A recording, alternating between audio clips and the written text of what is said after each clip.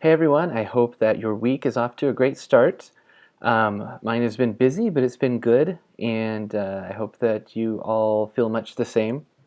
As is always the case, please reach out with any questions or concerns that you have, particularly in terms of navigating the course, completing assignments, and also in terms of thinking about the readings that we've been working with. So this is primarily a readings course, as you've noticed. We'll be writing a lot about the different perspectives that we'll be reading on the history of the US-Mexico border. In this first section in Module 2.1, we looked at a set of readings that deal with definitions of borders, but also different ways of defining the field of border studies, particularly with reference to the US-Mexico border.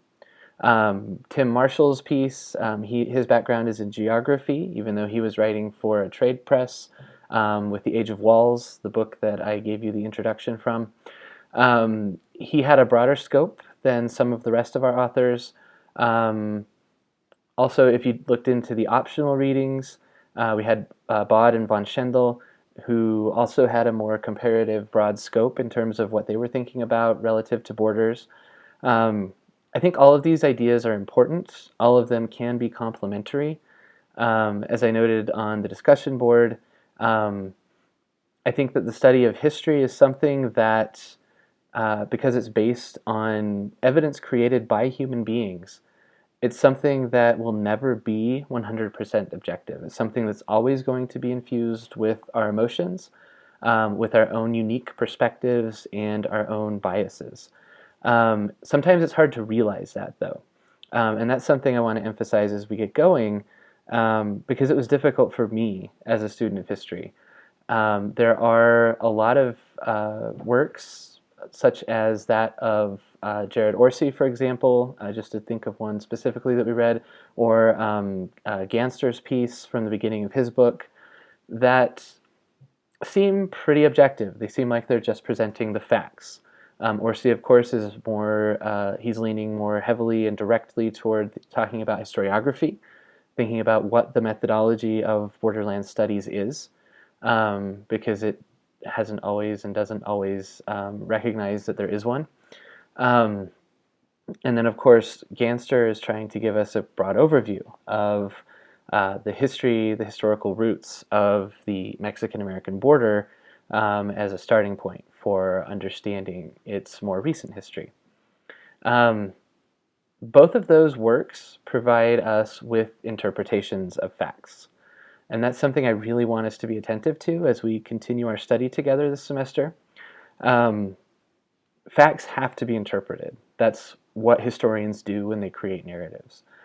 They have specific questions that they're dealing with, and then they do rigorous, hopefully, research based in many different sources from many different perspectives that will help them to answer those questions.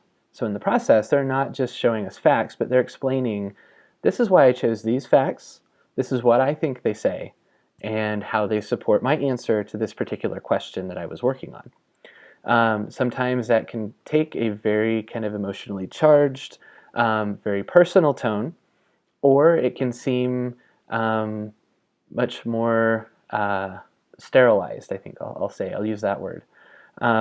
Depending on the writer's style and the audience for which they're writing, where they're publishing, all of these things play a role. So as we continue, we're going to read a lot of academic books published by university presses.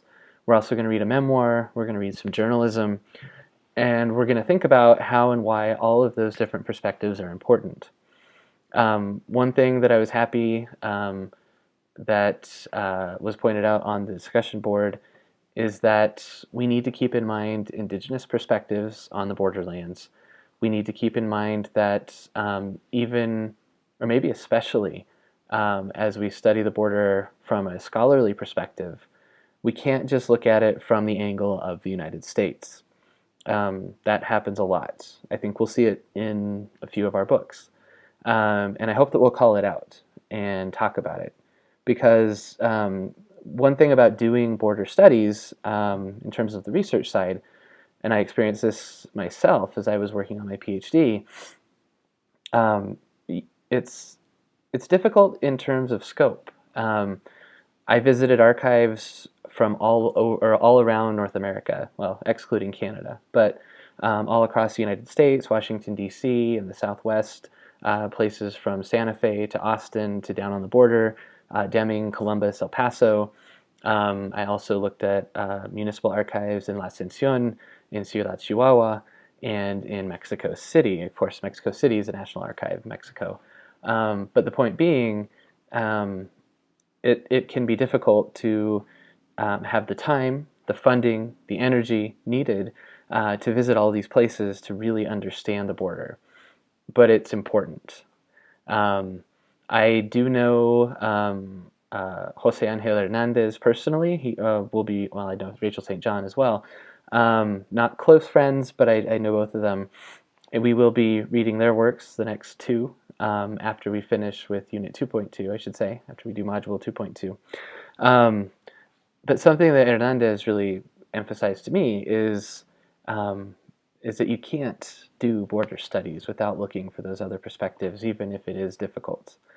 Even if it takes that time to speak in Spanish, to learn different cultural cues, cultural norms, go places you haven't been, because you can't tell the whole story. You can't understand the whole story.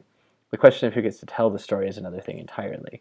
Um, so hopefully what I'm doing here with this little note is just summing up what we were talking about, and also emphasizing some of the things that we need to keep in mind in terms of historical thinking as we move forward together this term. Um, this week, of course, in Module 2.2, we will still be reading a set of articles that I've posted in Canvas and on the syllabus. There are also some optional readings from a textbook that I wrote for my New Mexico history classes. I'm hoping those will just provide a bit more context. We'll be thinking about the birth of the border, to put it, I guess, I don't know if I like the way I put that, but that's what we're thinking about. And thinking about why start in 1848? Of course, if you've got Continental Crossroads or read the optional readings last week, we know Truett and Young make a case for not drawing an artificial boundary between the colonial and the modern. I think they have an important point. In terms of thinking about the way this class was framed in the catalog at Western New Mexico University, we're thinking in terms of the relations between two nation states, the United States and Mexico. So that's the biggest reason that I decided 1848 is a good place to start. It's also a way of providing some limits to our study, putting the borders, I guess, on what we will be studying, so that it can be more manageable and that we can think about it in deeper terms, I hope.